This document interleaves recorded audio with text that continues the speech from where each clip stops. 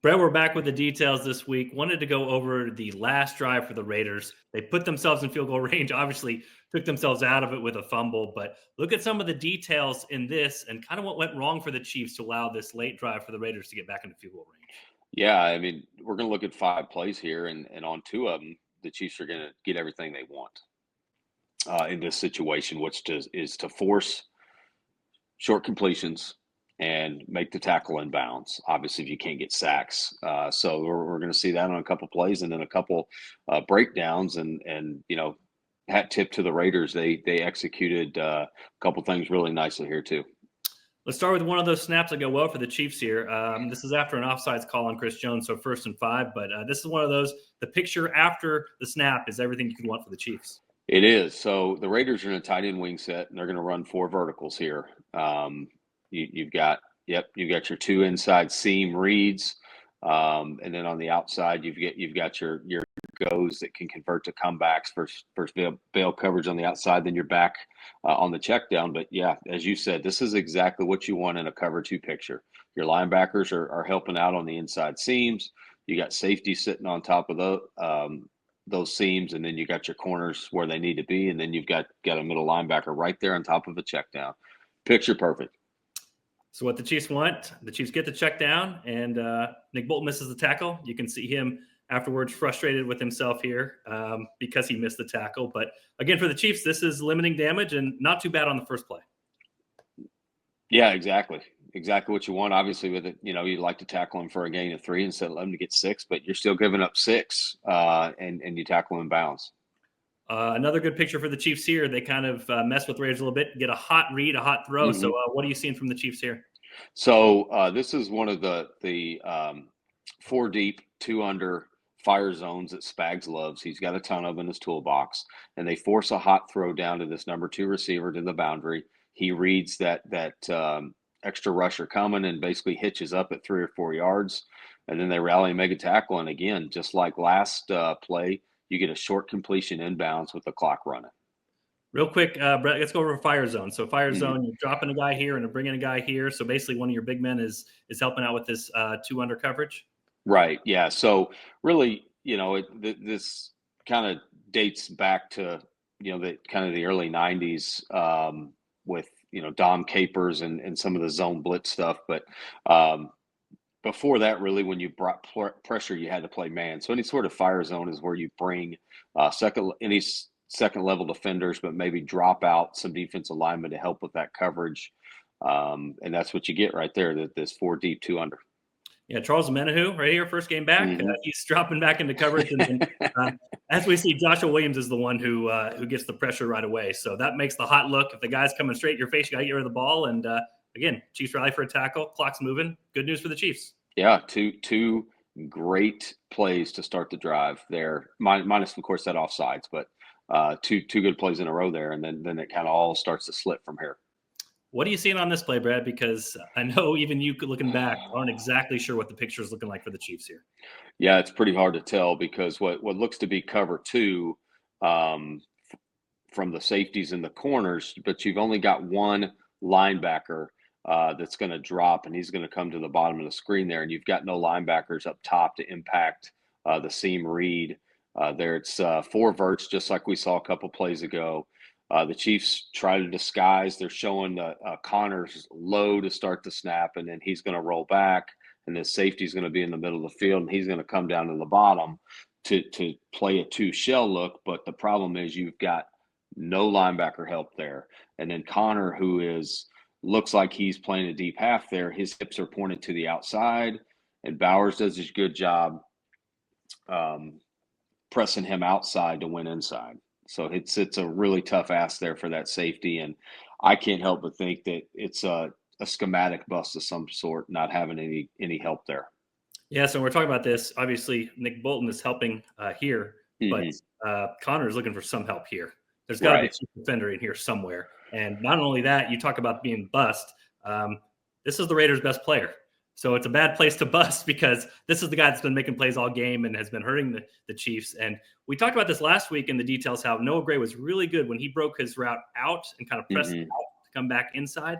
And so you pointed this out, Brett, that Bowers does the same thing. He kind of widens Shamari Connor, with his angle, does a great job running the route and able to get this space in here because of the route he runs. Yeah, it's a good route, and I mean, as I said at the start, sometimes you got to tip your hat. Then the offense executes, but the Chiefs help them out a little bit, either with the schematic bust or just it's not a good matchup for the Chiefs if it's not. I think this might tell us something right here. You tell me what this look is. He's looking back saying, "Where's my help?" He was expecting something, whether he screwed it up or somebody else did. They're not on the same page there. Definitely. Obviously, the biggest play for the Raiders on this down, and the Chiefs blowing a coverage at an inopportune time, especially when they got the first two plays on that going to what you want. So let's go to this third play here. Brett, what are you seeing with this one? Obviously, the first thing we see is Justin Reid kind of scrambling here at the very beginning. Right. So this is going to be a quick game concept. They've got a couple in breaking routes. Looks like double slants with a flat here, and then double slants to the top of the screen. It looks like there's man coverage to the boundary, and then up top, the number one receiver is going to win inside on basically a short end breaker, a fin route. I've heard it called 5 and in, or a slant. So they do a good job just taking advantage of the leverage of that corner up top. But it's, I can't help but notice again that there's a little bit of confusion right before the snap getting lined up. And then right there, you can see some late communication. And then Reid is late getting over to cover that back. And you mentioned this, Brett, might be man down here because you kind of see the leverage here and potentially cover 2 up to the top here. So the Chiefs might be doing some things here. But either way, again, the receiver able to clear some space. And it looks like the Chiefs just, again, communication-wise, just not quite on the same page on this one either. Right. All right, brings us to the last one. And now it's close to field goal range. So the Chiefs kind of have to mix things up, bring out a blitz. And maybe not surprising, but the Raiders able to beat this one as well. So as you said, the mindset here changes a little bit. You're not really looking to get checkdowns with the clock running anymore.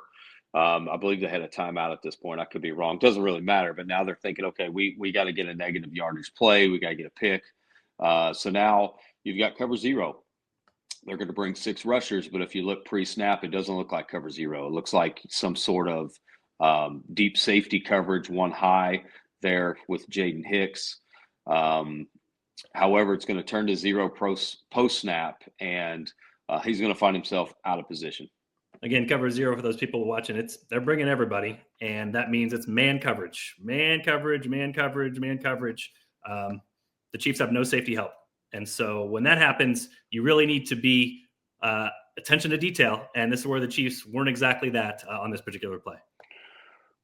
Right. So this play here, it's a very common – you're going to have 3 slants to the bottom of the screen, and then you're going to have slant flat up top. And the way I've known it to be taught is if it's any sort of 1 high or man coverage, you're going to work the slant flat to the top of the screen. If it's some sort of cover 2 or 2 high coverage, you're going to work your slants to the bottom. So the quarterback, seeing that it's man coverage, is going to go directly to the slant flat up top. And the slant flat up top, you see the guy out on that flat, ends up open. I know you were talking about some of the stuff before the play. The Chiefs love to disguise this stuff. They love to make it look like single high. But there's a certain point where you got to get in position, and the Chiefs just not quite in the right spot here before the play. Exactly. I mean, disguising is great. Changing the picture of the quarterback is great. But if you're not in the right position or a position to put you at a chance to be successful post-snap, it's obviously detrimental, and that's what we see here. So he's too deep to start, and then his first step is back. He's got to go cover that back out of the backfield right now. He's stepping back right now, and this is an easy throw and catch. Now, he rallies and makes a really good tackle, but it ends up being a 9-yard gain. Yeah, I mean, that's actually a great tackle, being shown his athleticism, versatility, Jaden Hicks, the rookie. But again, these are the things, the details, the small things the Chiefs are talking about after the game, that communication-wise and then alignment-wise. Right here, he's beat by alignment, and there's not much you can do even if you're the most physical or athletic player in the world. So these are some of the small details that went against the Chiefs, and they went against them over and over on this last drive. Ended up costing them almost the game until the Raiders made the last mistake. Yeah, I mean, the margins between success and failure are so thin in this league, even against the bottom teams, as we see. And when the Chiefs do things right, they're very hard to beat. But obviously they made it easier on the opponent with having some communication schematic breakdowns on this last drive here.